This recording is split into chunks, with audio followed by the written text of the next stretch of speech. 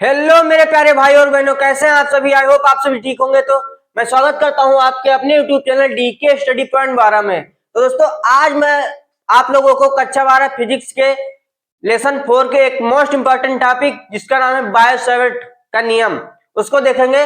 दोस्तों 5 नंबर के आता है बोर्ड एग्जाम में, बहुत ही इंपॉर्टेंट है दोस्तों।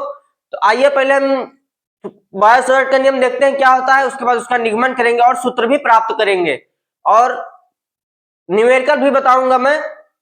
थोड़ा वीडियो लंबी हो सकती है लेकिन छोड़ के मत जाना आप लोग, वीडियो को स्किप मत करना, पूरी वीडियो देखना। तो आइए देखते हैं। यहाँ पे हेडिंग डालेंगे बायो-सैवर्ट का नियम, फिर लिखा है हमने, बायो तथा सैवर्ट नामक वैज्ञानिक ने किसी चालक तार के चारों ओर उत्पन्न चुंबकीय क्षेत्र से संबंधित एक नियम प्रस्तुत किया। क्या किया दोस्तों? चुंबकीय क्षेत्र से संबंधित एक नियम प्रस्तुत किया। किसने? बायो तथा सैवर्ट नामक वैज्ञानिक ने, जिसे बायो तथा सैवर्ट का नियम कहा जाता है, जिसे बायो-सैवर्ट का नियम कहा जाता है। और इन्होंने चुंबकीय क्षेत्र का एक सूत्र भी प्रस्तुत किया। क्या किया दोस्तों? चुंबकीय क्षेत्र का एक सूत्र प्रस्तुत किया। उसके बाद है दोस्तों, प्रयोगों के आधार पर उन्होंने बताया कि किसी धारावाही चालक तार की, क्या बताया? किसी धारावाही चालक तार की अल्पांश लंबाई डेल्टा एल के द्वारा, क्या दोस्तों? डेल्टा एल के द्वारा किसी बिंदु P पर उत्पन्न चुंबकीय क्षेत्र डेल्टा बी निम्न बातों पर निर्भर करता है। क्या बताया? किसी बिंदु P पर उत्पन्न चुंबकीय क्षेत्र डेल्टा बी निम्न बातों पर निर्भर करता है। तो देखते हैं वो बातें कौन कौन सी हैं, उसके बाद सूत्र उसी से बनेगा दोस्तों। पहले आप लोग इतना लिख लीजिए, फिर मैं बताता हूं आप लोगों को।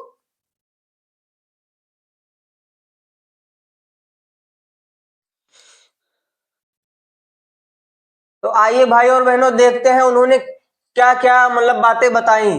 तो उन्होंने बताया कि चुंबकीय क्षेत्र डेल्टा बी चालक तार में प्रवाहित धारा आई के समानुपाती होता है। क्या बताया दोस्तों? कि चुंबकीय क्षेत्र डेल्टा बी चालक तार में प्रवाहित धारा आई के समानुपाती होता है।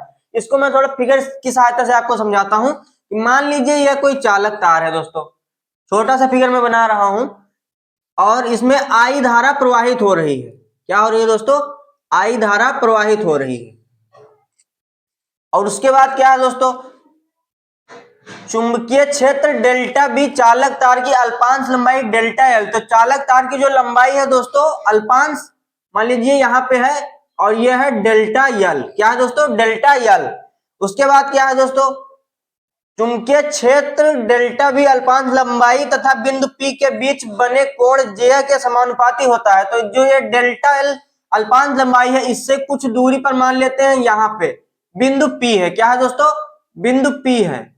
तो यहां से कुछ दूरी पर यहां पर चुंबकीय क्षेत्र है, चुंबकीय क्षेत्र है और यहां पे एक कोण बना। क्या बना दोस्तों? कोण, जिया जिसे कहते हैं। तो इसको हमने थीटा मान लिया। क्या मान लिया दोस्तों? थीटा। ये थीटा का साइन है। उसके बाद क्या? चुंबकीय क्षेत्र डेल्टा बी अल्पांश लंबाई तथा बिंदु P के बीच की दूरी के वर्ग के व्युत्क्रमानुपाती होता है।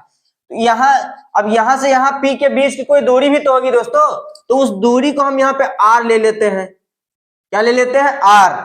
तो अब जैसे पहले यहाँ पे लिखा है चुंबकीय क्षेत्र डेल्टा बी चालक तार में प्रवाहित धारा आई के समानुपाती होता है। तो डेल्टा बी तो ये हो गया दोस्तों, और धारा आई। जैसे दोस्तों अगर इसमें धारा बढ़ेगी तो चुंबकीय क्षेत्र भी बढ़ेगा, चुंबकीय क्षेत्र बढ़ेगा तो धारा मतलब कम होगा तो धारा भी कम होगी।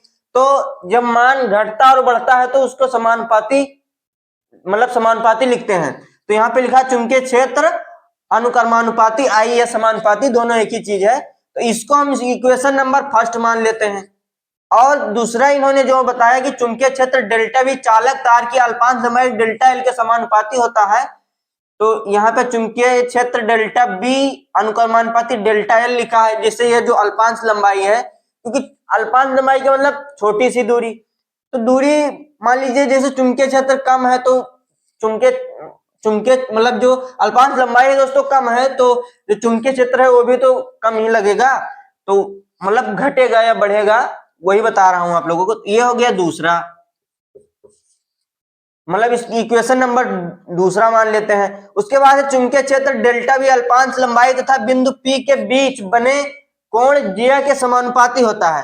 तो यहाँ पे हमने लिखा डेल्टा बी, ये वाला हो गया। और पी के बीच बने कोण ज्या के समानुपाती होता है। तो दोस्तों ये जो अल्पांश लंबाई से बिंदु पी के बीच में यहाँ पे जो कोण बना थीटा, तो उसको हम यहाँ पे लिख लिए साइन थीटा, मतलब डेल्टा बी अनुक्रमानुपाती साइन थीटा। इसको इक्वेशन नंबर 3 मान लेते हैं। उसके बाद चौथा है चुंबकीय क्षेत्र डेल्टा बी अल्पांश लंबाई तथा बिंदु पी के बीच की दूरी आर के वर्ग के व्युत्क्रमानुपाती होता है। तो इसको हमने लिखा डेल्टा बी अनुक्रमानुपाती 1/r², क्योंकि व्युत्क्रमानुपाती है। तो व्युत्क्रमानुपाती को हम ऐसे लिखते हैं 1/r², तो ये व्युत्क्रमानुपाती हो जाएगा। तो क्योंकि अल्पांश लंबाई से पी के बीच की कुछ दूरी भी तो होगी दोस्तों, तो दूरी क्या है आर, तो ये हो गई व्युत्क्रमानुपाती। इसको हम इक्वेशन नंबर 4 मान लेते हैं। अब इन चारों समीकरण को एक ही पास लिखकर जोड़ देंगे, तो लिखते हैं और जोड़कर फॉर्मूला तैयार करते हैं। तो दोस्तों समीकरण जो हमने अभी 4 समीकरण आपको बताया, समीकरण लिखेंगे तो क्या बताया, पहला समीकरण है दोस्तों, लिखते हैं डेल्टा बी अनुक्रमानुपाती आई, इक्वेशन नंबर ये फर्स्ट है। और दूसरा है डेल्टा बी अनुक्रमानुपाती डेल्टा एल, ये इक्वेशन नंबर 2। और तीसरा क्या है दोस्तों, डेल्टा बी अनुक्रमानुपाती साइन थीटा, क्या दोस्तों, साइन थीटा, ये क्या है, इक्वेशन नंबर 3। और चौथा क्या है दोस्तों, चौथा है डेल्टा बी अनुक्रमानुपाती किसके, यहाँ पे हो जाएगा दोस्तों 1/r² के हो जाएगा। ये हो गया इक्वेशन नंबर 4। अब यहां पर लिखेंगे समीकरण 1, 2, 3 तथा 4 को मिलाने पर, क्या दोस्तों, मिलाने पर।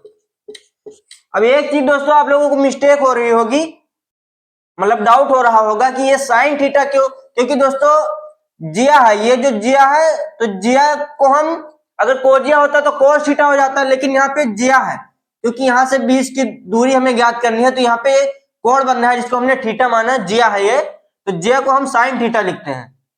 ठीक, अब इसको मिलाते हैं, तो ये है डेल्टा बी, चारों में है, तो हम यहाँ पे लिख लेते हैं delta B equal to, equal to नहीं, यहाँ पे ये लगेगा अनुक्रमानुपाती हो जाएगा I delta L sine theta upon r²। ये हो गया दोस्तों। अब हम अनुक्रमानुपाती का चिन्ह हटाते हैं, तो अनुक्रमानुपाती का जब चिन्ह हटेगा दोस्तों, तो यहाँ पे हो जाएगा delta B equal to K into I delta L sine theta upon में r² है, तो r² हो जाएगा दोस्तों।